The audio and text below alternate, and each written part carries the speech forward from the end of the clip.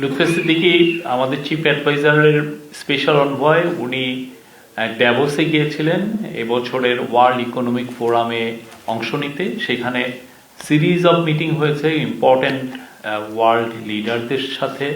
তার মধ্যে অন্যতম ছিল স্কট বিসেন্ট, উনি ইউএসএ ট্রেজারি সেক্রেটারি। তো ইউনাইটেড স্টেটের সাথে আমাদের, আপনারা জানেন যে রেসিপ্রোকাল ট্যারিফ নিয়ে এক ধরনের নেগোসিয়েশন হচ্ছে।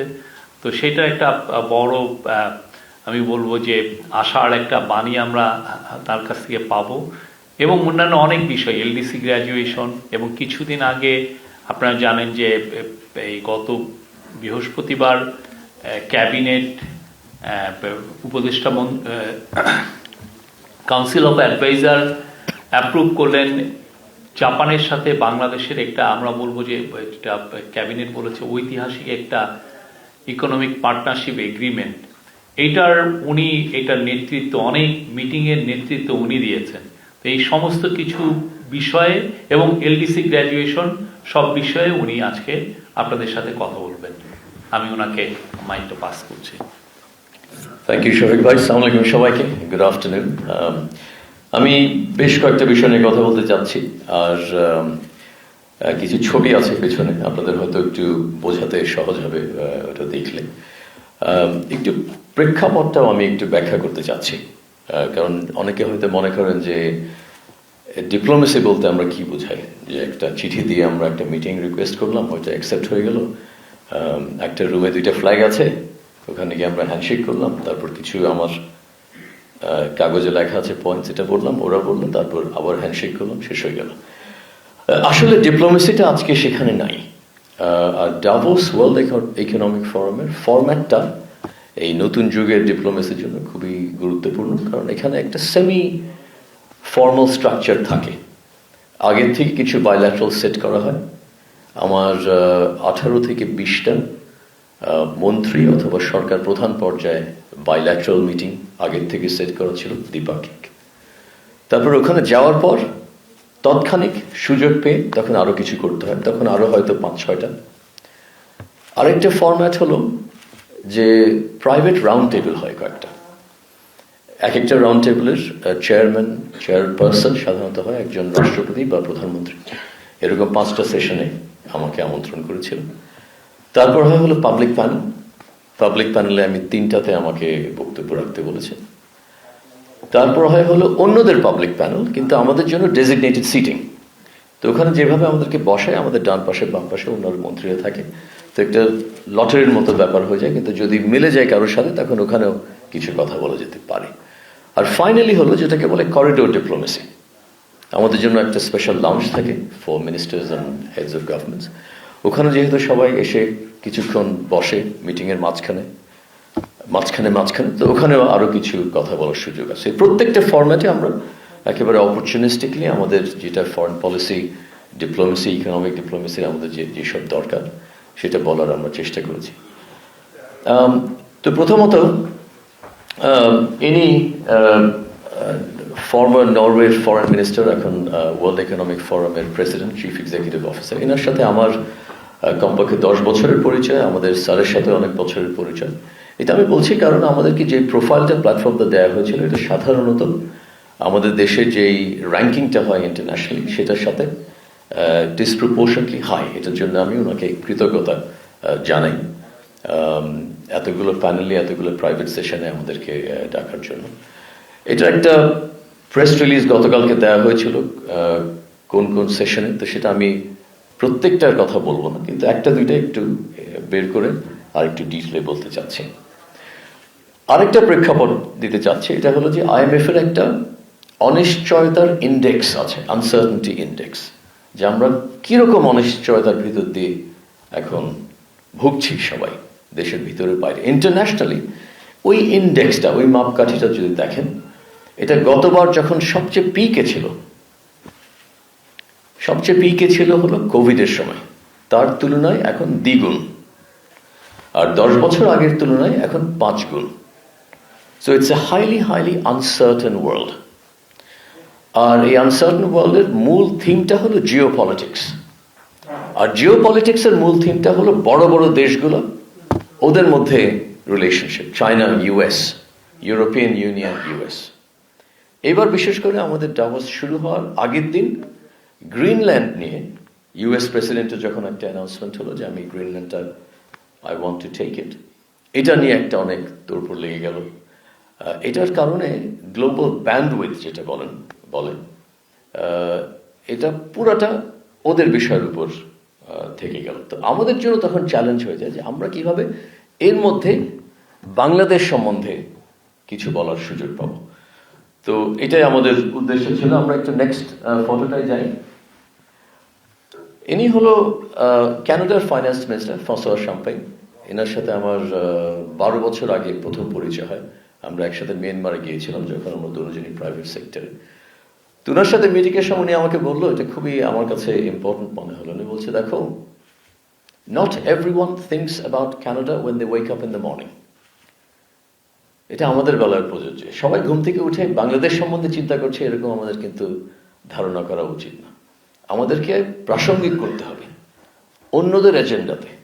কেন আমাকে তার সময় আর মনোযোগটা দেবে, এটা আমাদেরকে বারবার চিন্তা করতে হয়, চেষ্টা করতে হয়। তো এটা আমি ধারণ করে it's part of our strategy, আমাদের ফরেন পলিসি ডিপ্লোমেসি স্ট্র্যাটেজি, এটা একটু মনে রাখতে হবে। এনার সাথে বাইল্যাটারাল করাতে যে জিনিসটা আসলো যে কানাডার সাথে আমাদের একটি ইনভেস্টমেন্ট ট্রিটি অনেকদিন ধরে পেন্ডিং আছে, এটা আমরা এখন ক্লোজ করে ফেলবো। হয়তো আমাদের পর্যায়ে মিটিংটা আগে হয় না, এই জন্য আগে নেই, কিন্তু এটা আমরা এগিয়ে ফেলবো। Next please. এর পরেরটা। আচ্ছা, তো আমি যে বললাম যে পাবলিক প্ল্যাটফর্ম আমাকে দেওয়া হয়েছিল 3টা, তো তার মধ্যে এটা একটা। আপনি আরো নেক্সট 2টা স্লাইড তাড়াতাড়ি চলে যান। জাস্ট ছবিতে দেওয়া আছে, এগুলো ভিডিও অনলাইনে পাওয়া যাবে। প্রতিটাতে আপনারা লক্ষ্য করবেন যে আমি প্যানেলের সাবজেক্ট যাই হোক না কেন, বাংলাদেশ কিভাবে এই এজেন্ডার জন্য গুরুত্বপূর্ণ, এটা আমরা ধরে রাখার চেষ্টা করি।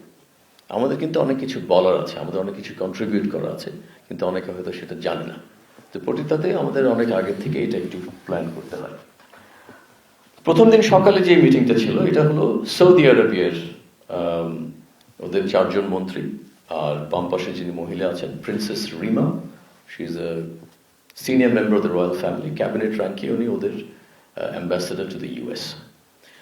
উনি আর ইজিপশিয়ান ইকোনমি মিনিস্টার, এর আগে ছিলেন ট্যুরিজম মিনিস্টার। এদের সাথে আমার একটা বৈঠক হলো যে ট্যুরিজম ইন্ডাস্ট্রিকে নিয়ে কি করা যায়। একটা তথ্য হলো যে গত বছর ইজিপ্ট আর সৌদি আরবিয়াতে রেকর্ড অ্যামাউন্ট অফ ট্যুরিজম হয়েছে। এখন ওদের পিরামিড আছে, ওদের আরো ফিজিক্যাল কিছু অ্যাট্রাকশন আছে, কিন্তু ওদের ট্যুরিজমের মেইন কারণটা হলো যে এটার উপর ভিত্তি করে ওরা কিভাবে একটা এক্সপিরিয়েন্স তৈরি করে, ট্যুরিস্ট এক্সপিরিয়েন্স তৈরি করে টেকনোলজির মাধ্যমে, অন্যান্য মাধ্যমে। তো এটা নিয়ে আমাদেরকে ওরা সাহায্য করবে। আমি আমার নোটসে রেখে যাব পরবর্তী সরকারের জন্য যে ট্যুরিজম নিয়ে একটা খুব বেশি কাজ করার সুযোগ আছে, বিশেষ করে কারণ যে ট্যুরিজম একটা সেক্টর যেখানে অনেক কর্মস্থান পাওয়া যায়। এমপ্লয়মেন্ট রেশিও সব ইন্ডাস্ট্রির তুলনায় ট্যুরিজমের সবচেয়ে বেশি হয়। এটা টেকনোলজির কারণে এই চাকরিগুলো চলে যায় না, বরং সেটা হচ্ছে গ্রোথ সেক্টর। আচ্ছা, নেক্সট। ইনি হলো ইজিপ্ট ট্যুরিজম মিনিস্টার। তারপরেটা যাই।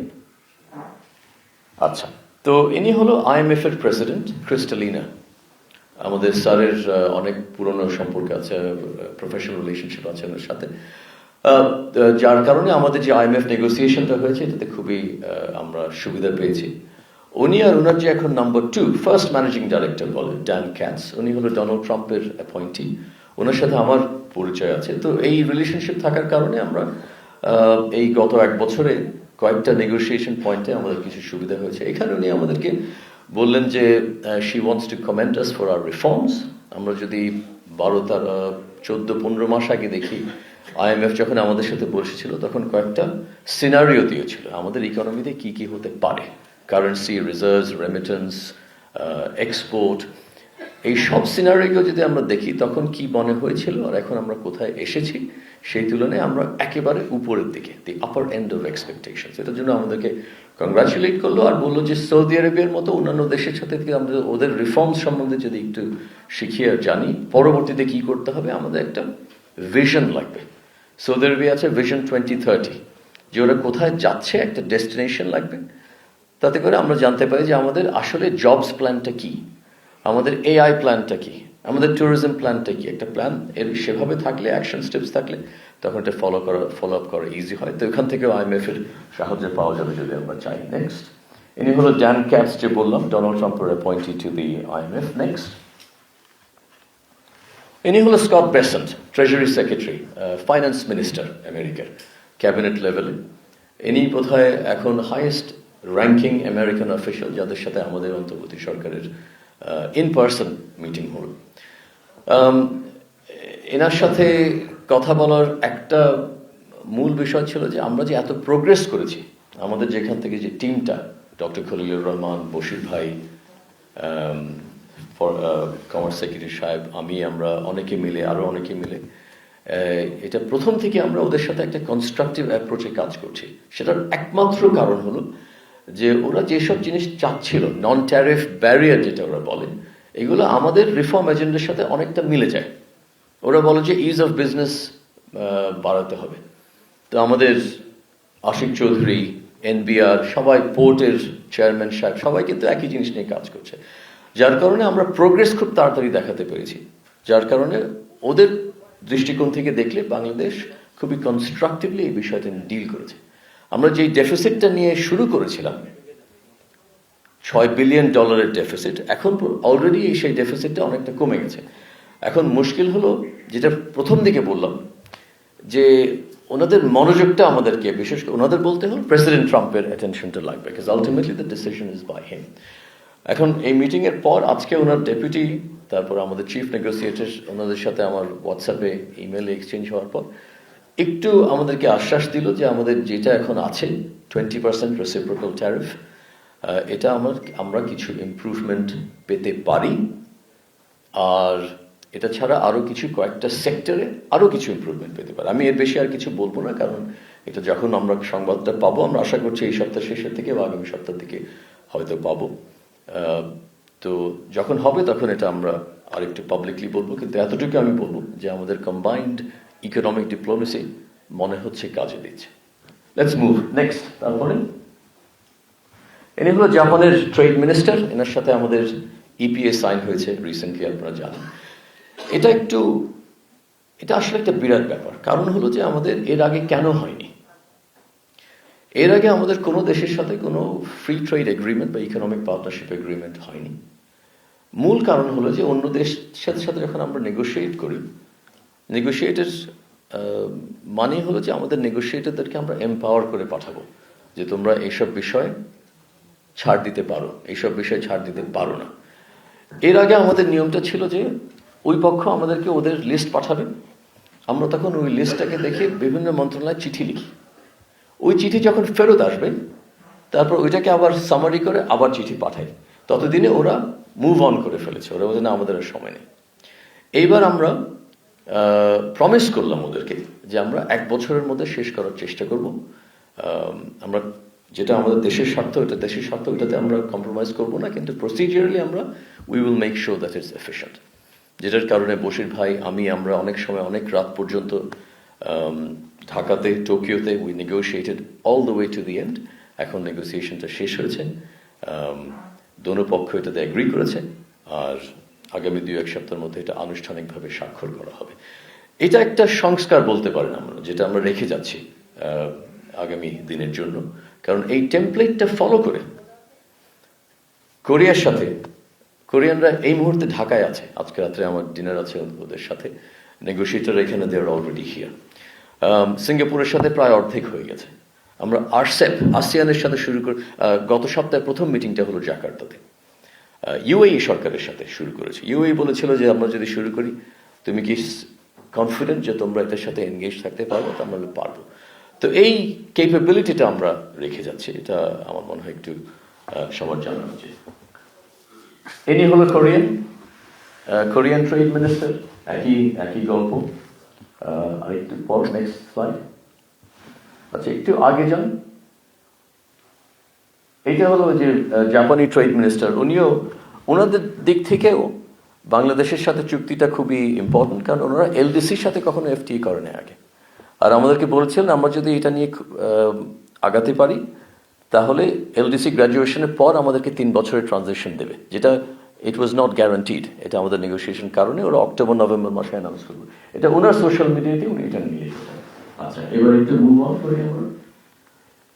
প্রাইভেট সেশন যেটা বললাম, এটা এরকম দেখতে হয়। এটা হলো একটা প্রাইভেট সেশন আসিয়ান ট্রেড মিনিস্টারদের।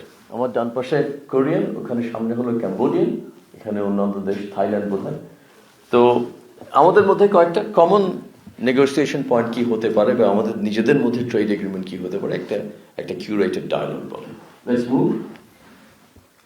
ইনি হলো থাইল্যান্ডের ফরেন মিনিস্টার। এটা ওনার সোশ্যাল মিডিয়াতে উনি পাবলিশ করেছে। থাইল্যান্ডের সাথে দুইটা বিষয় আলাপ হলো। একটা হলো কয়েকটা সেক্টরে, বিশেষ করে প্রসেসড ফুড সেক্টরে আমাদের বিনিয়োগ লাগবে। এটা বিরার জন্য একটা প্রায়োরিটি সেক্টর। এটার জন্য আমাদের দুই চেম্বার অফ কমার্সের মধ্যে একটা ফর্মাল মিটিং আমরা করে দিচ্ছি। আরেকটা হলো ওদের ররং আছে একটা পোর্ট, এটা পূর্ব দিকে, পশ্চিম দিকে ওদের একটা পোর্ট আছে। ওই পোর্ট থেকে চিটাগাংয়ে এখন পর্যন্ত কোনো জাহাজ আসে না, ওদের পশ্চিম দিকের পোর্ট থেকে আসে। এখান থেকে যদি আসে তাহলে আমাদের 2-3 দিন কম সময় লাগবে। তো এটার জন্য ওদের শিপিং কোম্পানির আগ্রহ আছে। আমাদের পোর্ট চেয়ারম্যান সাহেব রেডি এটাকে ফ্যাসিলিটেট করার জন্য। নেক্সট, তারপর আবার ইনি হলো ইউএইর ট্রেড মিনিস্টার। ইনি আমাদেরকে অনেক প্রশংসা করলো যে উনি বিফোর অ্যান্ড আফটার, আগে যেটা দেখেছে গত সরকারের সময় আমাদের রেসপন্সিভনেস বলে যায়, এর আগে ছিল যে কেউ এসে একটা এমওইউ স্বাক্ষর করে ছবি তুলে তারপর আর কোনোদিন দেখা দিত না। তো এবার আমরা ফলো আপ করছি, এটা নিয়ে আমাদেরকে একটু কমেন্ট করে যাচ্ছে। নেক্সট, আমি কল অন করেছিলাম with the Sri Lankan prime minister. উনি আমাদের প্রধান উপদেষ্টার সাথে কথা বলেছেন ফোনে জাস্ট রিসেন্টলি, আমাদেরকে থ্যাংক ইউ বলার জন্য। তার আগে বিমস্টেকে ওনার সাথে দেখা হয়েছিল। তো উনি, আমি যখন অনুরোধ করলাম আমাকে ডাকলেন। ওনার সাথে ওদের লেবার মিনিস্টার ছিল। তো খুব সুন্দর একটা আলাপ হলো ওনাদের রিফর্ম জার্নি আর আমাদের রিফর্ম জার্নির উপর। বিশেষ করে ওনারা মিস ইনফরমেশন কিভাবে ডিল করেন, ঠিকই একই প্রবলেম যেটা আমরা পাই, অনলাইন মিস ইনফরমেশন, ডিসইনফরমেশনের ব্যাপার। নেক্সট, এই লেবার মিনিস্টার, এটা ওনার সোশ্যাল মিডিয়াতে দিয়েছেন। ইনি হলো ফিনল্যান্ডের প্রেসিডেন্ট। আমি যে প্রাইভেট সেশনগুলো বললাম তার মধ্যে সবচেয়ে আমার কাছে মনে হয়েছিল ইম্পর্টেন্ট হলো জিও পলিটিক্সের উপর। ওইটার চেয়ারম্যান ছিলেন উনি। তার মানে একটা ছোট টেবিলে, ক্লোজ ডোর, ভিতরে কাউকে ঢুকতে দেয় না। তো ওখানেও আমাকে ফ্লোর দিলেন। আর তখন আমার বলার একটা সুযোগ হয়েছিল যে দেখো, তোমাদের মনোযোগ সেই গ্রিনল্যান্ড, আমেরিকা এসবের মধ্যে আছে, আমি আমার কথাটা কিভাবে বলবো, you are not paying attention. তো ওইটার কারণে আমার এরপরেই ইউ কমিশনারদের সাথে মিটিংগুলো একটু ইজি হয়ে গেছে, এটা নিয়ে একটু বলবো। Next move on. আচ্ছা, তার আগে আসছি জাস্ট হেডস অফ গভর্নমেন্ট কয়েকটা বলে ফেলি। তো শ্রীলঙ্কান প্রাইম মিনিস্টার হলো ফিনল্যান্ডের প্রেসিডেন্ট। ইনি হলো former prime minister of UK, Theresa May. এখন উনি হলো chairwoman of the commission on human trafficking and force slavery. এনার সাথে স্যারের দেখা হয়েছিল বাকুতে, COP 29 ছিল নাকি গতবার COP মিটিংয়ে, বাকুতে। তো ওখানে স্যার দেখা হয়েছে। তখন আমরা ওনাকে বলেছিলাম যে আমরা লেবার রিফর্মস নিয়ে এই কাজগুলো করছি। তো সেটার প্রোগ্রেসটা উনি জানতে ছিলেন। আর উনি অলরেডি শুনেছেন আইএলওর মাধ্যমে, ইউরোপিয়ান ইউনিয়নের মাধ্যমে আমরা অনেক প্রশংসা পাচ্ছি আমাদের লেবার রিফর্মসের জন্য। শুধুমাত্র রিফর্ম করেছি সেজন্য না, কি পদ্ধতিতে করেছি সেটার জন্য। এটা হয়তো আমাদের এখানে লোকাল মিডিয়াতে সেভাবে প্রচার হয় না। আপনারা জানেন যে ট্রাইপার্টেড কাউন্সিল যেটা আছে, ইউনিয়ন, মালিক পক্ষ, সরকার, এই কাউন্সিলটা আমাদের ইতিহাসে প্রথমবার একটা ডেমোক্রেটিক প্রসেসে এটাকে গঠন করা হয়। এটাতে 3-4 ঘন্টা মিটিং হয়। আমি একটাতে ছিলাম, 7 ঘন্টা ছিল। খুব ঝগড়া হয়, কিন্তু তার মাধ্যমে প্রসেসটা সামনের দিকে যায়। এখন আইএলওর যে অ্যানুয়াল মিটিং হয়, এখানে বাংলাদেশ থেকে, ট্রেড ইউনিয়ন থেকে কে যাবে, এটা আগে 15 বছর সরকার নির্ধারণ করতো। এখন দে ডিসাইড দেমসেলস কারা যাবে। তো এইসব বিষয়ে ওনাদের জানা হয়েছে। এটা শুধুমাত্র আমরা লেবার রাইটসের জন্য করছি না, এটা আমাদের বিজনেসের জন্য দরকার। না হলে European union, UK, America, Japan, অনেকগুলো দেশের ওদের কমার্শিয়াল অ্যাক্সেস আমাদের লেবার রাইটসের সাথে লিঙ্কড। নেক্সট, ইনি হলো mark Carney, Canadian prime minister. তারপরে আবার ইনি হলো শেহবাজ শরীফ, পাকিস্তান প্রাইম মিনিস্টার। ওনার সাথে আমার বাইল্যাটারাল হয়নি, ওনার সাথে যেটা বললাম যে একটা ওই করিডোর ডিপ্লোমেসি হয়, আমার সাথে একটা টাইমে মিলে গেছিল দেখে ওনার সাথে একটু আলাপ করলাম কিছুক্ষণ। নেক্সট, ইনি হলো Kevin Rudd, Australian former prime minister. ওনার সাথে আমার ওয়াশিংটন ডিসিতে এর আগে অনেক আলাপ হয়েছিল, ট্যারিফ বিষয়ে, জিও পলিটিক্স বিষয়ে আমাকে অনেক সাহায্য করেছেন উনি। নেক্সট, আবার কই একটু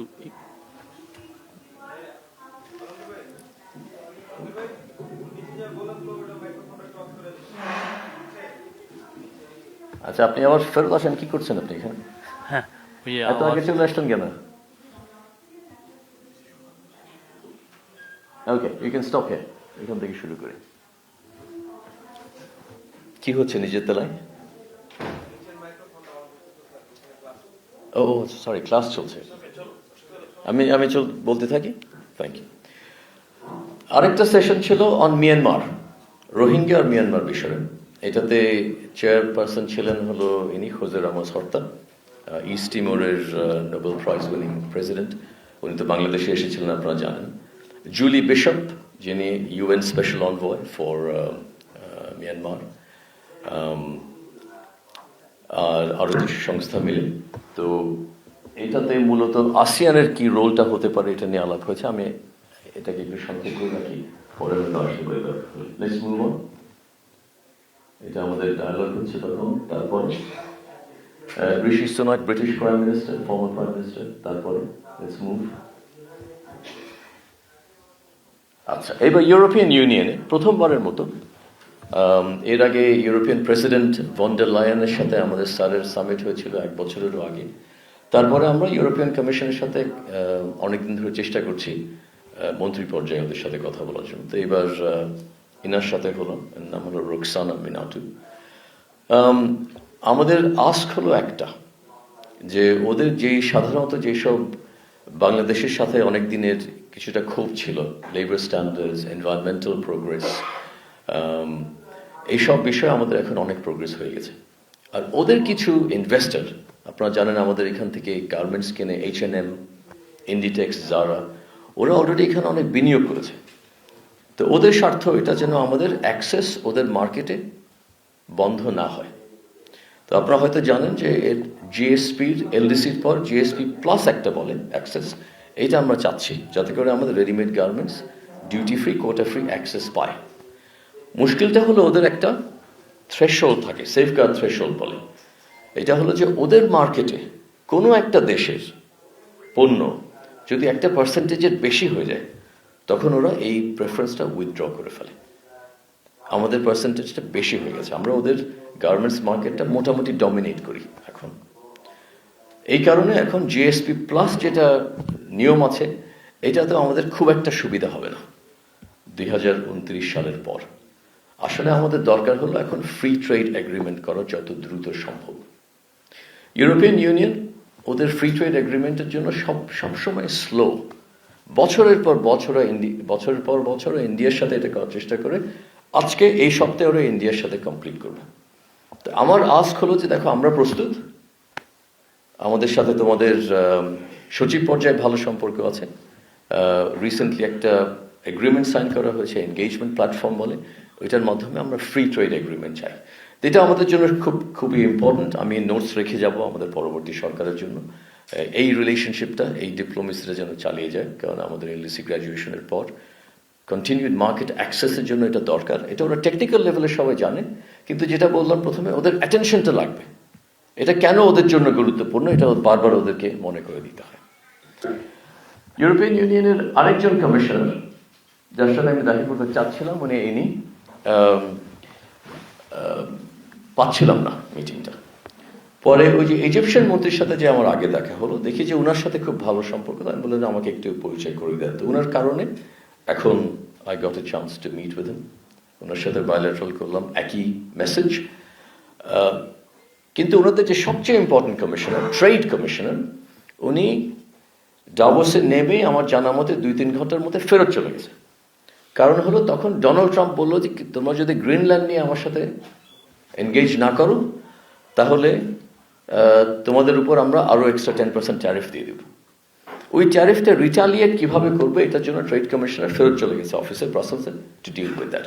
এটা আরেকটা উদাহরণ যে আমাদের জন্য গুরুত্বপূর্ণ একটা বিষয়, আমি প্রস্তুত এটা নিয়ে ডিল করার জন্য, তখন অন্য একটা এজেন্ডা নিয়ে যায়। তো এনার সাথে আলাপ হলো, we will talk on zoom, যে আমরা একটা জুম সেট আপ করে উনি সাহায্য করবে আমরা যাতে করে আমাদের এজেন্ডাটা বাড়াতে পারি। আরেকটা কথা একটু বলে, একটা জেনারেল পয়েন্ট, আচ্ছা এটা WTO সময় বলবো, লেটস মুভ। তো এটা ইউরোপিয়ান ইউনিয়ন হয়ে গেল, এবার হলো WTO। Ngozi, নাইজেরিয়ার ফর্মার ফরেন মিনিস্টার, এখন WTO ডিরেক্টর জেনারেল, আমার সাথে অনেক আগের পরিচয়, স্যারের সাথে আরও অনেক আগের পরিচয়। ওনার সাথে একটা খুবই প্রোডাক্টিভ কনস্ট্রাকটিভ বায়োল্যাটারাল হলো, আর ওনার এখন নতুন ডেপুটি আমেরিকান একজন অ্যাপয়েন্টেড রিসেন্টলি। আমি একটা জেনারেল পয়েন্ট এখন একটু বলি, যে নতুন গ্লোবাল অর্ডার যেটাতে আমরা আছি, এটা আমাদের জন্য একটা নতুন অ্যারেঞ্জমেন্ট। এর আগে আমরা মাল্টিল্যাটারাল ওয়ার্ল্ড অর্ডারের বেনিফিশিয়ারি ছিলাম। মাল্টিল্যাটারাল মানে হলো UN, WTO এরকম সংস্থাগুলো কিছু রাস্তা তৈরি করে দিত ডেভেলপিং কান্ট্রিদের জন্য। যারা ডেভেলপিং কান্ট্রি, যাদের এই লেভেলটা থাকবে, তাদের জন্য স্পেশাল কিছু হবে, প্রেফারেন্সিয়াল কিছু হবে। এখন প্রেফারেন্সিয়াল দুনিয়া থেকে আমরা সরে গিয়ে রেসিপ্রোকাল দুনিয়ায় চলে আসছি। এই জন্য ট্রাম্পের ল্যাঙ্গুয়েজগুলো ট্যারিফ হলো রেসিপ্রোকাল ট্যারিফের কথা বলা হচ্ছে। অন্যান্যরা রেসিপ্রোকালটা বলে না, কিন্তু ভেরি ক্লিয়ার যে একপাক্ষিক ফ্রি কিছু দিবে না আমাদেরকে, ডেভেলপিং দেশদেরকে। এখন WTO, UN এর মতো সংস্থাদের জন্য ডিসাইড করতে হয় তাহলে আমরা মাল্টিল্যাটারালিজম বলতে কি বুঝাই। তো যেটা উনি আমাকে বোঝানোর চেষ্টা করলো, যেটা আমি একটু এগ্রি করি ওনার সাথে, যে এখন থেকে মাল্টিল্যাটারাল পর্যায়ে মিনিমাম কিছু এগ্রিমেন্ট হবে, এরপরে সবকিছু বাইল্যাটারালি ডিসাইড করতে হবে দুই দেশের মধ্যে। ইউ ডিসাইড যে WTO-র মিনিমাম স্ট্যান্ডার্ডের বেশি কি করা যেতে পারে, কিন্তু মাল্টিল্যাটারাল স্ট্যান্ডার্ড যত মিনিমাম হওয়া সম্ভব। তো এটার মানে হলো যে আমরা সবাই আর আগের মতো গদ বেঁধে সবাই একসাথে ভোট দেব কোনো একটা রেজলিউশনে, এটা যেন না হয়। অনেক জায়গায় ইন্ডিয়া একরকম ভোট দেবে, আমরা অন্যরকম ভোট দেব। তো এই পার্থক্যটা আমাদের দরকার, আর ওনার মতামতে আমরা হয়তো সেই পার্থক্যটা এখন পর্যন্ত উপলব্ধি করি না। এটা আমি একটা ফিডব্যাক নিয়ে আসছি, যেটা আমাদের সরকারের ভিতরে আমরা এখন অ্যানালাইজ করব। বিশেষ করে ওদের নেক্সট ট্রেড মিনিস্টার্স মিটিং হচ্ছে মার্চ মাসে, যেটা খুবই গুরুত্বপূর্ণ WTO রিফর্মের জন্য। সেখানে আমাদেরকে কিছু পজিশন নিতে হবে, যেটা নিয়ে আমাদের একটা কম্বাইন্ড স্ট্র্যাটেজি দরকার। তো ওনার সাথে এই যোগাযোগটা থাকার কারণে আমরা কিছু সাজেশন পাচ্ছি। We have to do what's in our interest. কিন্তু আমাদের জন্য এটা মানে কি? এটা মানে আমাদের সরকারের সক্ষমতা বাড়তে হবে, আরও বাড়াতে হবে, কন্টিনিউয়াসলি বাড়াতে হবে। কারণ বাইল্যাটারাল নেগোসিয়েশন মানে হলো আমাদেরকে আর অন্যরা হেল্প করবে না, এখানে কে গিয়ে এই কাজটা করে আসবে, এটা খুবই দরকার। গ্লোবালি সব দেশেরই এটা একটা এখন চ্যালেঞ্জ। তাহলে এবার একটু নেক্সট স্লাইডে যাই। এটাও এনগোজির সাথে আবার WHO মিটিংয়ে বেসিক্যালি আমাদের দুইটা বিষয় ছিল। একটা যে ওদের একটা রেড লিস্ট বলে, রেড লিস্টে কয়েকটা দেশের নাম আছে যেখান থেকে নার্স বিদেশে পাঠানোর জন্য আমাদের কিছু জটিলতার ভিতর দিয়ে যেতে হয়, যেটা আমার কাছে মনে হয় এটা ওদের করা উচিত না, ইটস এ মিস্টেক।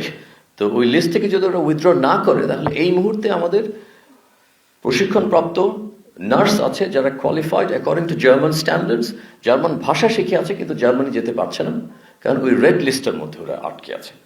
তো এইটার যত দ্রুত সম্ভব উইথড্র করতে হবে, এটা আমি ওনাকে বার্তা দিলাম, চিঠি দিলাম, এখন ফলো আপ করতে হবে এই বিষয়ে। আচ্ছা, নেক্সট মুভ অন।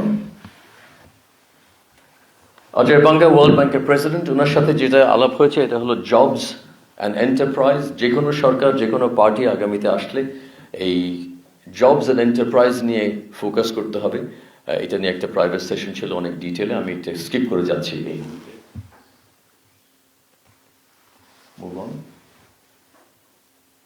ইনি হলো Amy Pope, International Organization of Migration, এটার ডিরেক্টর জেনারেল। মাইগ্রেশন নিয়ে অবভিয়াসলি আমাদের অনেক কিছু করার আছে, বলার আছে। একটা হলো ফোর্সড মাইগ্রেশন বা ডিসপ্লেসড, যেটা ডিসপ্লেসড পারসনস, রোহিঙ্গা। আর একটা হলো ইললিগাল মাইগ্রেশন, এটা নিয়ে একটু কিছু বলতে হবে। আমাদের রেপুটেশন হয়ে গেছে ইন্টারন্যাশনালি যে আমরা ইলিগাল মাইগ্রেশনের বিরুদ্ধে কখনো কোনো অ্যাকশন নেই না। একটা ধারণা হয়ে গেছে যে আমরা যত তাড়াতাড়ি যত বেশি লোক পাঠাতে পারি বিদেশে, ওদের ওয়েলফেয়ার চিন্তা করি না, বা এটা কি ইলিগাল বেশি গেলে অন্যান্যদের উপর, আমাদের পাসপোর্টের উপর, ভিসা পাওয়ার প্রবাবিলিটির উপর কি প্রভাব পড়তে পারে। এটা একটা রেপুটেশন হয়ে গেছে। এখন আমাদেরকে প্রমাণ করতে হবে, দেখিয়ে দিতে হবে যে না, আমরা এখন উই টেকিং ইট সিরিয়াসলি।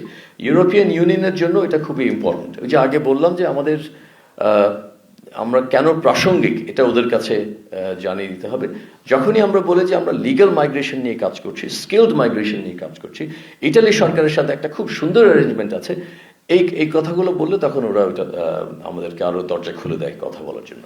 আপনারা হয়তো জানেন সিআইডির সাথে আমাদের যে সেবগাতুল্লাহ ভাই আছে, সিআইডির চিফ, ওনার সাথে আমার দপ্তর থেকে আমরা কয়েকজন মিলে, প্রবাসী কল্যাণ আরো কয়েকজন মিলে কাজ করছি। We have to take action against illegal migration. আমাকে সিঙ্গাপুরে ক্যানাডিয়ান হাই কমিশনারের অফিস থেকে একটা বস্তা ভর্তি 600টা পাসপোর্ট পাঠিয়েছে। 600টা পাসপোর্ট সব হলো ভিসা অ্যাপ্লিকেশন। এখন তো বাংলাদেশ থেকে কানাডার ভিসা অ্যাপ্লিকেশন সিঙ্গাপুরে পাঠাতে হয়। এই 600টা পাসপোর্টের সব তথ্য, সার্টিফিকেট, ডকুমেন্টেশন সব ভুয়া। যখন ধরা পড়ে যায় তখন আর পাসপোর্টটা পিক আপ করতে যায় না, তখন গিয়ে কোথাও পুলিশ জিডি করে বলে পাসপোর্টটা হারিয়ে গেছে, তখন আবার গিয়ে নতুন পাসপোর্ট নিয়ে আবার শুরু করে। আমরা সিআইডি কে দিয়ে এবার we are tracing all 600 of them. দেখা যায় যে এর পিছনে হয়তো 4-5 জন দালাল, এদেরকে আমরা ধরে এখন we have to take legal action. তো এটা নিয়ে কাজ চলছে। এই বিষয়টা প্রায় আসে এই টাইপের বিষয়। তারপর আরেকটু যাই আমরা, David Miliband, former foreign minister of the UK, উনিও এখন মাইগ্রেশন নিয়ে কাজ করেন। Let's move. জুলি বিশপ বাংলাদেশে এসেছিলেন, UN special envoy for Myanmar. আচ্ছা, এখন আপনি ওইটা বন্ধ করে দিতে পারেন। আমি একটু ছবি ছাড়া 2-3টা কথা বলি। একটা হলো আংটাডের সেক্রেটারি জেনারেল রেবেকা গ্রিনস্প্যান। আপনারা আংটাড সম্বন্ধে জানেন? ইউএন ট্রেড অর্গানাইজেশন একটা আছে। ওদের সাথে আমাদের রেলেভেন্সটা হলো, আমাদের যে কাস্টমসে একটা আইটি সিস্টেম ব্যবহার হয়, ওটাকে বলে হলো এসআইকুডা। এসআইকুডাটা আংটাড থেকে আসে। এখন আচ্ছা, তার আগে ওনার সাথে আরেকটা কথা আলাপ হয়েছিল, ওটা একটু তাড়াতাড়ি বলে দিই।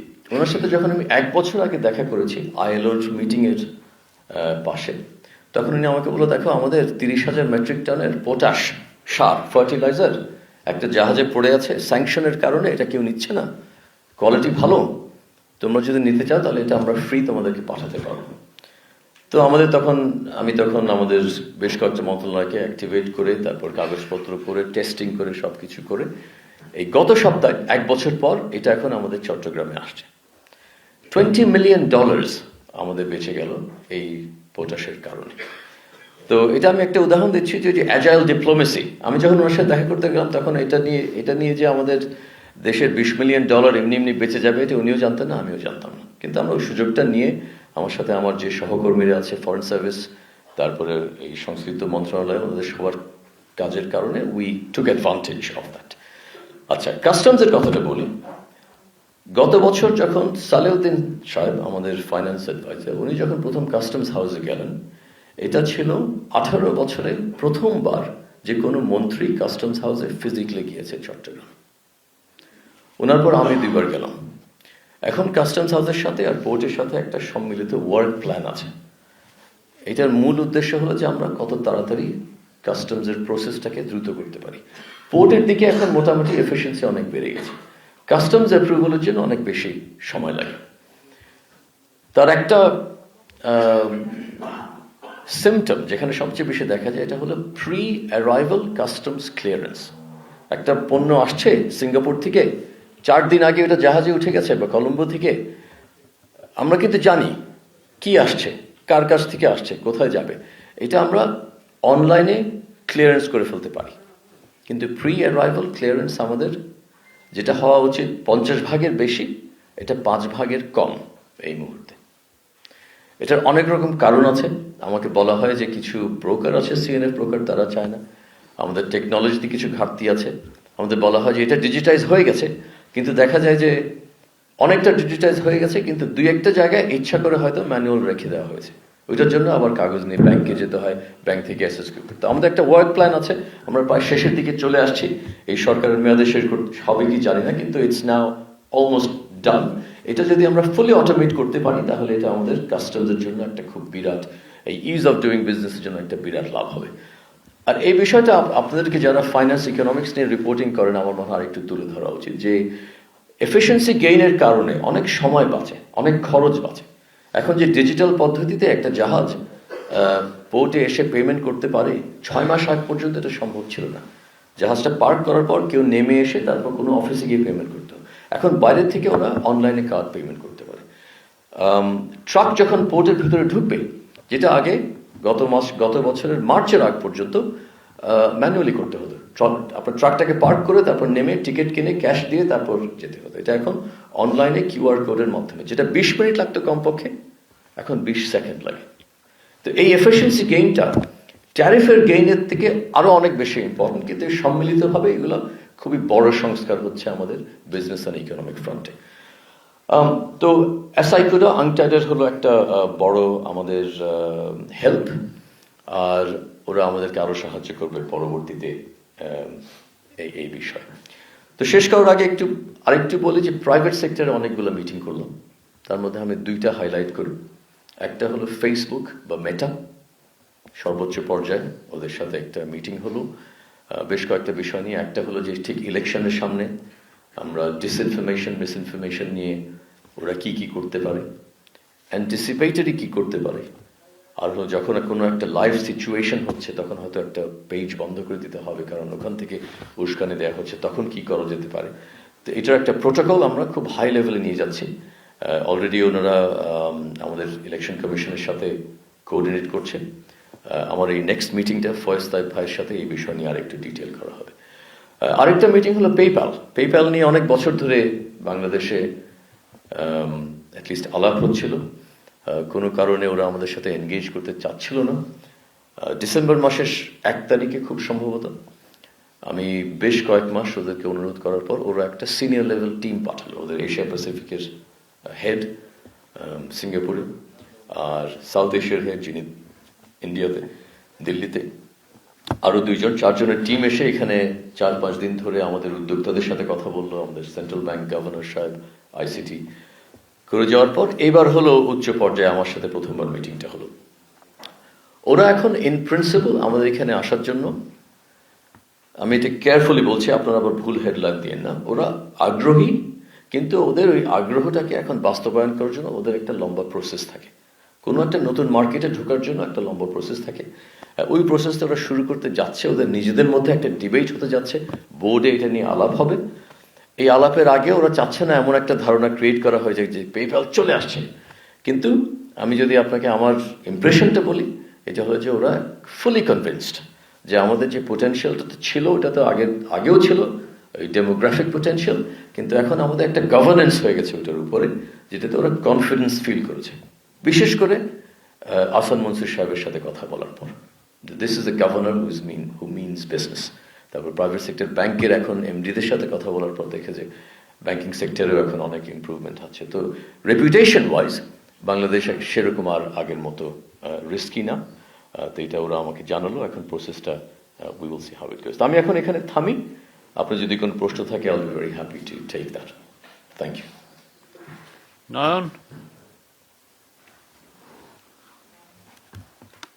নয়ন, কোশ্চেন আছে?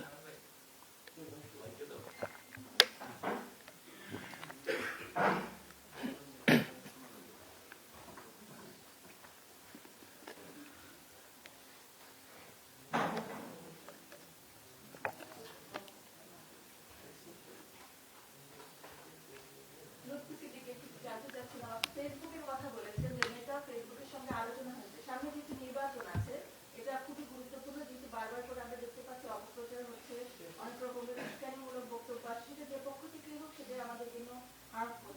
এক্ষেত্রে কি সহযোগিতা করতে পারবে বা কতটুকু আন্তরিকতা তারা দেখিয়েছে যেটা আমরা বেনিফিটের পাবো নির্বাচনে, যদি পরিষ্কার করতে? জি, অ্যাবসলিউটলি। তো ওরা এইটার ইম্পর্টেন্সটা খুবই এটার ইম্পর্টেন্সটা ওরা খুবই ভালোভাবে জানে, ওদের একেবারে সর্বোচ্চ পর্যায়ে এটার উপলব্ধি আছে। ওদের সাথে আমাদের সম্পর্কের একটা মাঝে মাঝে খুব স্ট্রং ছিল, মাঝে মাঝে একটু কম স্ট্রং ছিল, আর মাঝে মাঝে একটা টেনশন থাকে। সব সরকারের সাথে একটা টেনশন হয়। যেমন আমরা যখন আমাদের প্রাইভেট ডেটা প্রাইভেসি অর্ডিন্যান্স পিডিপিও করতে যাচ্ছি, তখন আমাদের কিছু ডিমান্ড থাকে, ওদের হয়তো কিছু রিকোয়েস্ট থাকে। তো এটা নিয়ে অনেক মাস ধরে নেগোসিয়েশন চলছে। আমি কয়েকটা নেগোসিয়েশন চেয়ার করলাম, জুমে ওদের সাথে হয়। তো ওইটা এখন খুব ভালো জায়গায় আসছে। প্রথমে এটা নিয়ে ওদের যেমন একটা ভয় ছিল যে আমরা, ওদের ধারণা ছিল যে এটাতে একটা দুইটা ল্যাপস হয়ে গেলে কি আমরা ওদেরকে জেলে ভরে দেবো কিনা, এরকম কিছু একটা ধারণা ছিল। তো আমরা কয়েকটা রিফাইন করেছি ওই লতে। এই এনগেজমেন্টের কারণে এখন একটা ভালো জায়গায় আছে ওই সম্পর্কটা। যদিও সবসময় একটা টেনশন থাকবে এই গ্লোবাল প্ল্যাটফর্ম কোম্পানি আর যে কোনো দেশের সাথে, বড় দেশ ছোট দেশের মধ্যে, কিন্তু ওরা এটার সাথে অন্যগুলো মিলিয়ে ফেলছে। একই সাথে ওইটা ডিল করে ওদের পলিসি ডিপার্টমেন্ট। এটা হলো ওদের যে এনফোর্সমেন্ট, রিয়েল টাইম ডিসইনফরমেশন, আর বিশেষ করে ওদের ইলেকশন রিলেটেড কিছু টুলস আছে, যেটা নিয়ে ওরা আমাদের ইলেকশন কমিশনের সাথে ওয়ার্কশপ করবে বা করে ফেলেছে অলরেডি, আমাকে চেক করতে হবে। আর আগামীকাল সকালে খুব সম্ভবত আমার একটা জুম কল আছে ওদের যে ল এনফোর্সমেন্টের যে সবচেয়ে সিনিয়র, ওনার সাথে, যাতে করে একটা রিয়েল টাইম কন্ট্যাক্ট হয়ে যেতে পারে। এখন আমাদের কন্ট্যাক্ট আছে, কিন্তু এটা হলো অনেক সময় রিয়েল টাইম হয় না, মিনিট বাই মিনিট হয় না। তো ওদেরই আমার মিটিংয়ের পর ওরা নিজের থেকেই অফার করলো যে আমি ওদের এই লোকটার সাথে যেন রিয়েল টাইম হোয়াটসঅ্যাপে যোগাযোগ থাকে। আর আমি এটা তো শুধু আমি ধরে রাখবো না, এই কন্ট্যাক্ট আমি আমাদের ল এনফোর্সমেন্ট, তারপর রেগুলেটর, এদেরকেও দিয়ে রাখবো, যাতে করে ওরা সবাই রিয়েল টাইম এই কন্ট্যাক্টটা করতে পারে। তো সামারিতে যদি বলি, ওদের থেকে আমরা খুব ভালো কোঅপারেশন পাচ্ছি এই মুহূর্তে। এটা একটা রিলেশনশিপের ব্যাপার, ডিপ্লোমেসির ব্যাপার, এটা আমরা এখন চালিয়ে যাচ্ছি। আমরা সেভাবে এটাকে দেখছি। আগে হয়তো এটাকে একটা টেকনিক্যাল ব্যাপার হিসেবে দেখা হতো, কিন্তু এখন আমরা সরকারের সর্বোচ্চ পর্যায়ে এটাকে গুরুত্ব দিচ্ছি। এটা ওরা অ্যাপ্রিসিয়েট করে। আমি আব্বাসউদ্দিন নয়ন, আমি বিজনেস স্ট্যান্ডার্ড পত্রিকায় কাজ করি। আমার ছোট দুইটা কোশ্চেন। প্রথমত, আপনি বলছিলেন যে আগামী সপ্তাহে ইন্ডিয়ার সঙ্গে ইউরোপের ট্রেড ডিল হচ্ছে, যেটা আমাদের জন্য সত্যি আশঙ্কার জায়গা। তো শোনা যাচ্ছে আমাদের আসলে প্রধান মার্কেট ইউরোপ। তো ইন্ডিয়া যদি এই প্রসপেক্টটা নিয়ে নেয়, ওদের সঙ্গে যুক্ত হয়ে যায়, আমাদের জন্য বিরাট চ্যালেঞ্জিং। বাংলাদেশের পুরো বাংলাদেশের ইন্ডাস্ট্রির জন্য চ্যালেঞ্জিং, আমাদের ইকোনমির জন্য চ্যালেঞ্জিং। বাংলাদেশের ইমিডিয়েটলি কি করা উচিত এটার জন্য? আপনি সেখানে এই ধরনের কোনো হিন্টস পেয়েছেন কিনা, বিশ্বনাথের সঙ্গে কথা বলে এটা। আর আমাদের সঙ্গে যদি আমরা যে ওদের সঙ্গে আমরা যদি এফটিএ করি, সেটা কতদিন লাগতে পারে, কত দ্রুত আমাদের ইনিশিয়েটিভ নেওয়া উচিত, পরে সরকারের জন্য কি চ্যালেঞ্জ এটা। আর আরেকটা ছোট কোশ্চেন, আপনি আমরা সবাই জানি যে ট্রাম্প আসার পরে উনি গ্লোবালি একটা ট্রেড ওয়ার শুরু করেছেন। উনি ডব্লিউটিও মানছেন না। আমেরিকা সব বিজনেস পলিসি আমেরিকা চালাচ্ছে। তো ওয়ার্ল্ড ট্রেড ফোরামের একটা নিশ্চয়ই আলোচ্য বিষয় ছিল যে বিশ্বের বাকি দেশগুলো কিভাবে সেটাকে ম্যানেজ করবে।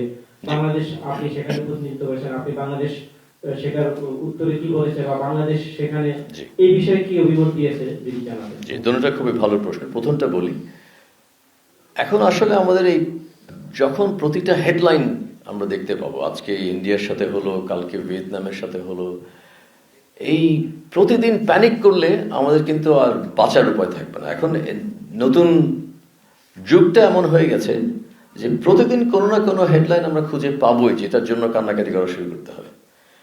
তো that is not the right approach. আর একটু বলছি, এটার কারণ হলো, যখন আমরা ট্যারিফ নেগোসিয়েশন শুরু করলাম আমেরিকান সরকার থেকে, প্রথম আমাদেরকে আপনারা কেউ কোনো ছাড় দেননি। তখন আমরা we were dealing with it to the best of our abilities. যখন আমরা ওদের থেকে খুব একটা টাইম পাচ্ছিলাম না, তখন আমি একটা বিবিসিকে ইন্টারভিউ দেখলাম ডেলিবারেটলি, যাতে করে ওই ইন্টারভিউর ভিডিও ক্লিপটা ওদের নেগোশিয়েটরদের কাছে পৌঁছে দেওয়া যায়। ওইটাতে ওরা জানতে পারে যে আমাদের নেগোশিয়েটিং স্ট্যান্সটা কি হতে পারে। মানে এরকম করতে হয় just to get their attention and get it done. কিন্তু এই স্কিলটা আমাদের আছে, আমাদের পররাষ্ট্র উপদেষ্টা সাহেবের আছে, আমাদের খলিল ভাইয়ের আছে, আমার আছে, বশির ভাইয়ের আছে, আমাদের সবার, আর এর পরবর্তী যাতে সবার আছে। এদেরকে একটু সুযোগটা দিতে হয় কাজ করার জন্য। এখন স্পেসিফিকলি ইন্ডিয়ার কথা বলছেন, এটা ইন্ডিয়ার সাথে ইউকের ফ্রি ট্রেড এগ্রিমেন্ট আছে, আমাদের নাই। কিন্তু ইউকের আরেকটা অ্যারেঞ্জমেন্টের কারণে আমরা অনেক দিনের জন্য ডিউটি ফ্রি কোটা ফ্রি পাবো। ইউরোপিয়ান ইউনিয়নে এলডিসির জন্য আমরা যতদিন এলডিসি আসি ততদিন পাবো, তারপরে 3 বছর পাবো, তো সময় আছে।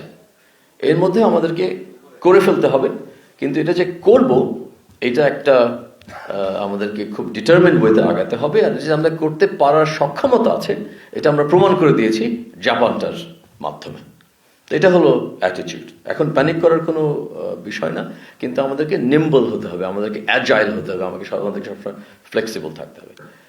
আর যেটা বললেন আরেকটা বিষয়, ডাভোসের 2টা স্পিচ আমি বলবো আপনাকে একটু দেখতে, ভিডিওটা যদি অনলাইনে দেখেন। আমাদের সাথে ডাইরেক্টলি রিলেটেড না, কিন্তু 2টা খুবই, যেটাকে একাডেমিক ওয়ার্ল্ডে সেমিনাল বলে, যেটার কারণে পুরো প্রেক্ষাপটটা বদলে গেছে।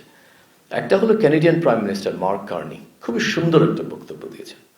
এটাতে উনি বলছে যে আগের রুলস বেসড অর্ডার, নিয়ম মাফিক যেভাবে আমরা চলতো ইন্টারন্যাশনাল অর্ডার, সেটা আর আগের মতো নাই। এখন যারা শক্তিশালী, উনি মিন করেছেন হলো আমেরিকা আর চায়না, ওরা নিজ নিজ যেটা ওদের জন্য ভালো মনে করেন সেভাবে কাজ করছে। আমরা যারা মিডল পাওয়ার, আমাদেরকে এখন একসাথে কাজ করতে হবে, আমাদেরকে অন্যভাবে দেখতে হবে। এটা হলো ওনার বক্তব্য ছিল। তার পরের দিন হলো ডোনাল্ড ট্রাম্পের বক্তব্য। উনি অনেক কিছু বলেছেন, কিন্তু এটার মূল বিষয়টা উনি বলছেন যে সো হোয়াট, আমরা তো এবার সবার সাথে এইভাবে করি। ছোট দেশের সাথে আমরা সবসময় এভাবে ব্যবহার করতাম। তোমরা এতদিন পরে জেনেছো যে তোমরা আসলে ছোট দেশ। তো এটা হয়ে গেছে ইস্যু। যারা আগে মিডল পাওয়ার ছিল, ওরা এখন বুঝতে পেরেছে যে আমাদের কিরকম লাগে যখন আমাদেরকে এভাবে ডিল করতে হতো। তো এটা ওদের জন্য একটা শক, আমাদের জন্য সেরকম একটা শক না। তো যেটা বললাম, আমাদেরকে বাইল্যাটারালে ফোকাস করতে হবে, আমাদের অ্যাপ্রোচটা চেঞ্জ করতে হবে। আমরা চিঠি দিয়ে বসে থাকবো, কোন দিন আমাদের ডিপ্লোম্যাটিক নোট ভার্বালের উত্তর দিয়ে আমাদেরকে একটা মিটিং দেবে, ওই মিটিংটা আগামী মাসের অমুক তারিখে হবে, তখন আমি ওখানে গিয়ে মিটিং করে চলে আসবো। এইভাবে ডিপ্লোমেসি আর চলবে না। এখন অনেক আগের থেকে একটা প্রফেশনাল রিলেশনশিপ গ্রো করতে হবে, মাল্টি ফ্যাসেটেড হতে হবে। আমরা যেরকম আমেরিকান সরকারের সাথে আছি, ওদের আমলাদের সাথে আছি, ওদের পলিটিক্যাল অ্যাপয়েন্টিদের সাথে আছি। এবার আমি ওদের 2জন গভর্নরের সাথে মিটিং করলাম, স্টেট লেভেল গভর্নর, অনেক সময় ওরা একটা লবি করে। তারপর সেনেটরদের সাথে আছে, আমাদের খলিল ভাই এটা নিয়ে কিছু কাজ করেছেন। তো এই মাল্টি ফ্যাসেটেড ওয়েতে আমাদের ডিপ্লোমেসির ধারাটা চেঞ্জ করতে হবে। জি, আমি খোকন তালুকদার, দেশ কেন্দ্রে যে কাজ করি। আমার একটা জানার বিষয় 20% ট্যারিফ, মানে বললেন এই বিষয়টা যদি আর একটু ক্লিয়ার করেন, তারা কমাচ্ছে নাকি বাড়াচ্ছে নাকি? এখন আশা করি বাড়াচ্ছে না। মানে 20% মধ্যে থাকবে। এখন যেটা আছে তার চেয়ে বেটার হবে বলে আমাদেরকে খুব স্ট্রং আশ্বাস দিয়েছে। আচ্ছা, আরেকটি বিষয় আপনি বলছেন যে আগে যেসব মানে এনইউ গুলো হতো, এনইউ হওয়ার ক্ষেত্রে দেখা যেত বাংলাদেশ ফলো আপ হতো না, তার একটা মানে করে চলে আসতো, ছবি চলে আসতো। এটা একজন আমাকে বলেছে, ওই পক্ষের একজন মন্ত্রী আমাকে এটা বলেছে। দীর্ঘদিন ধরে মানে দীর্ঘ সময় ধরে মানে আমাদের সরকার আছেন, তো এই যে আমলা নির্ভর যোগাযোগ, আপনার কি মনে হয় এই আমলা নির্ভর যোগাযোগ থেকে কোনো পরিবর্তন আসবে পরবর্তী সময়ে? ঠিক, কারণ আমরা তো দেখিয়ে দিয়েছি এটা কিভাবে করতে হয়। দেখুন, আমরা দরকার, the permanent civil service is very important. এই জন্য আমার প্রত্যেকটা মিটিংয়ে আমার সাথে আমার ফরেন সার্ভিসের কলিগরা থাকে।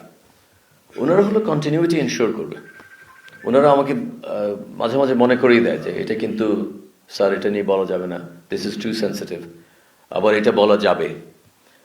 এখন সবসময় আমি ওনাদের অ্যাডভাইস নেই, এটা ঠিক না, এটাও ঠিক না। যেমন এক সময় আমি একটু খোলাখুলি বলি, আরেকটা অবশ্যই কথা না, অন্য একটা বিষয় বলি। একজন মন্ত্রীর কাছ থেকে আমি অনেকদিন ধরে সময় পাচ্ছি না, তখন সময় পেলাম। ফাইনালি পাওয়ার পর আমি যে বিষয় নিয়ে কথা বলবো, আমাদের শ্রমিকদের ব্যাপারে, আমাদের স্কিলড লেবার নেওয়ার ব্যাপারে, তো তখন আমাকে একটা কাগজ দেওয়া হলো, ওখানে লেখা আছে, স্যার আমাদের ডিপ্লোম্যাটিক পাসপোর্ট হোল্ডারদের ভিসা ফ্রি এন্ট্রির ব্যাপারটা একটু আলাপ করেন। এখন আমার কাছে this is not important at all. আমাদের লাল পাসপোর্ট হোল্ডাররা ভিসা ফ্রি যাবে, এটা যদি হয় তাহলে হবে। কিন্তু আমি যদি একটা মিটিংয়ের সুযোগ পাই, আমার অন্যান্য বিষয়ে কথা বলবো যেটা নিয়ে অন্যরা এটা নিয়ে বেনিফিটেড হবে। তো মাঝে মাঝে একটা প্রায়োরিটাইজেশনের হয়তো ওনাদের ব্যাকগ্রাউন্ডটা আগে যেভাবে হতো এভাবে ট্রেনিং করা আছে, এই দিকে আমরা একটু অন্যরকম করি। কিন্তু আমাদের যদি টিমটা দেখেন, পররাষ্ট্র উপদেষ্টা সাহেব, he is the number 1 man for foreign diplomacy, আগে ফরেন সেক্রেটারি ছিলেন, উনি পুরো জানেন কিভাবে প্রপারলি করতে হয়। তারপরে হলো আমাদের ন্যাশনাল সিকিউরিটি অ্যাডভাইজার, উনিও ফরেন সার্ভিসে ছিলেন, তারপরে ইউএনএ ছিলেন। আমি হলো মূলত প্রাইভেট সেক্টর থেকে। আমাদের মধ্যে যে টিম ওয়ার্কটা আছে, আর এখন আমাদের যিনি foreign secretary, he is incredible. অনেকগুলো অ্যাম্বাসেডার সাহেব আছেন, আমাদের যে জাপানের দাউদ ভাই আছেন অ্যাম্বাসেডার, হি ইজ ইনক্রেডিবল। তো একসাথে এভাবে কাজ করতে হয়। আমার কাছে মনে হয় না যে এটা আমলা ব্যাপার, এটা হলো নন আমলা, সবাইকে এই ওরিয়েন্টেশন নিয়ে একসাথে কাজ করতে হয়। আমি আশাবাদী। আসসালামু আলাইকুম, আমার নাম মনিরুজ্জামান উজ্জ্বল, জাগো নিউজ থেকে বলছিলাম। আপনি যেমনটা বললেন যে আগামী দিনের সরকারের জন্য একটা সংস্কার হিসেবে আপনারা যা করছেন দেখে যাচ্ছেন। আমরা দেখেছি গত বছর সাধারণ ব্যবস্থা সম্মেলনে গিয়েছিলেন, আপনিও এবার গিয়েছেন। আমরা যদি জানতে চাই যে আগামী 1 বছরে অর্থনৈতিক বিনিয়োগ ও কর্মসংস্থানের দৃশ্যমান কোনো পরিবর্তন দেখতে পাবো কিনা, বা আপনাদের সময় সুনির্দিষ্টভাবে আমরা আসলে কি পেলাম, যদি দুইটা প্রশ্ন একটু আলাদা করে বলেন। একটা হচ্ছে যে রোহিঙ্গা ইস্যু নিয়ে আপনি বলেছেন যে একজনের সাথে কথা হয়েছে, সেক্ষেত্রে প্রত্যাবাসন বিষয়ে কোনো ধরনের নতুন কূটনৈতিক আলোচনা হয়েছে কিনা বা কোনো সম্ভাবনা দেখতে পাচ্ছেন কিনা? প্রথমটার আপনার উত্তর দেই। বিডার যে একটা অ্যানুয়াল রিপোর্ট তৈরি করেছে, আপনারা যদি না দেখে থাকেন তাহলে এটা একটু দেখে নিয়ে। বিডা তো আমাদের চিফ অ্যাডভাইজার অফিসের একটা ইন্ডিপেন্ডেন্ট অথরিটি। আমি চেয়ার করি একটা ইনভেস্টমেন্ট কোঅর্ডিনেশন কমিটি। 6 সপ্তাহ পর পর এটা বৈঠক হয়, আমাদের শেষবারের মতো এই সপ্তাহে এটা হবে। এখানে বাংলাদেশ ব্যাংকের গভর্নর সাহেব আসেন, এনবিআর চেয়ারম্যান, বিভিন্ন সচিবরা, বোর্ড চেয়ারম্যান।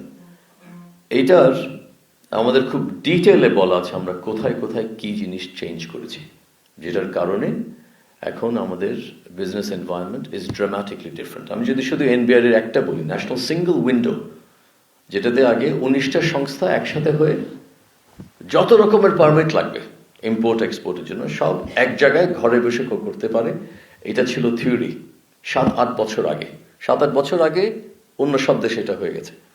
আমাদের টেকনোলজিটা ছিল, ওয়ার্ল্ড ব্যাংক হেল্প করার জন্য ওয়েট করেছিল, কিন্তু আমাদের মন্ত্রণালয়গুলো এটার সাথে যুক্ত হতে চাচ্ছিল না। কেন? কেউ বলতে পারবেন?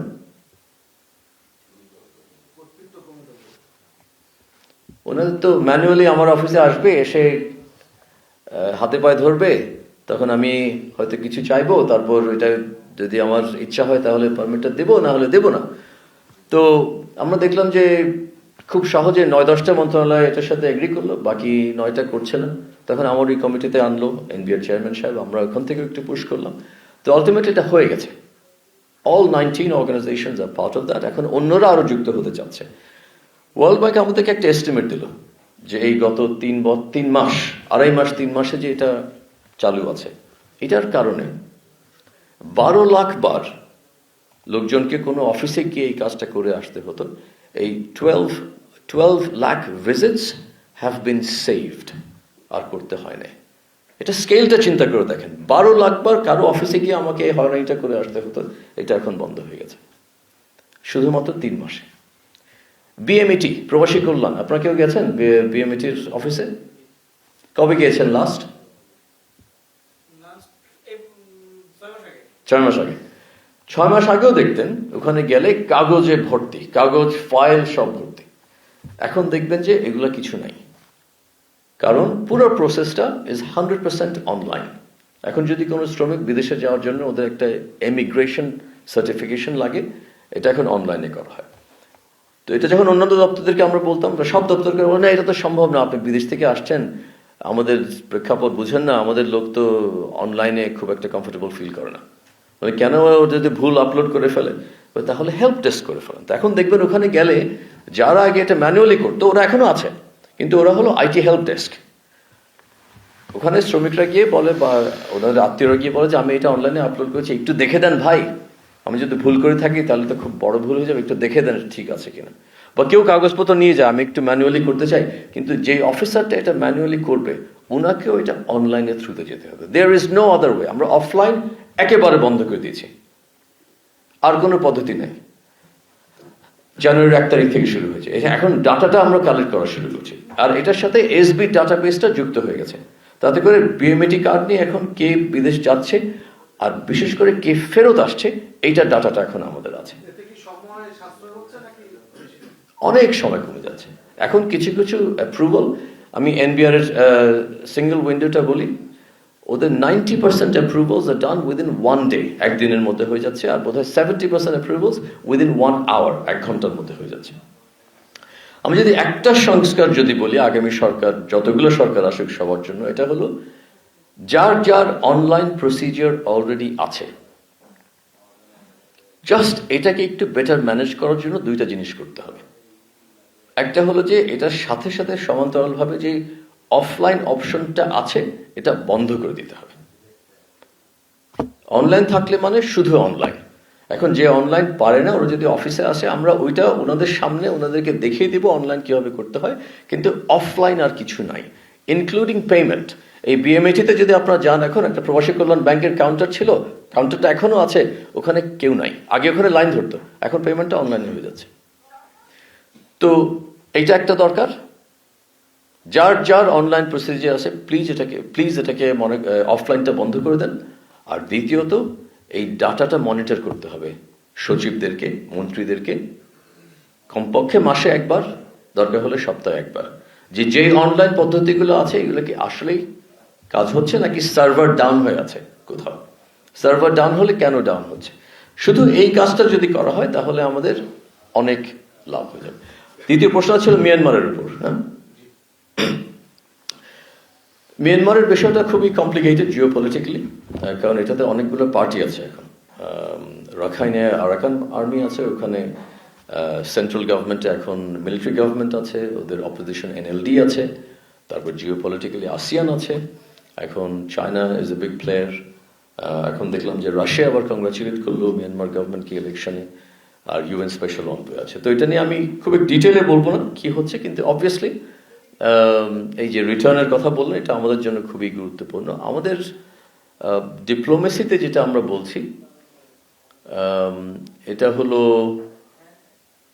অনেকগুলো বিষয় এখন গুলিয়ে ফেলা হচ্ছে, যে মিয়ানমারের ডেমোক্রেসি আছে কি আছে না, আং সান সুচি জেল থেকে বের হচ্ছে কি হচ্ছে না।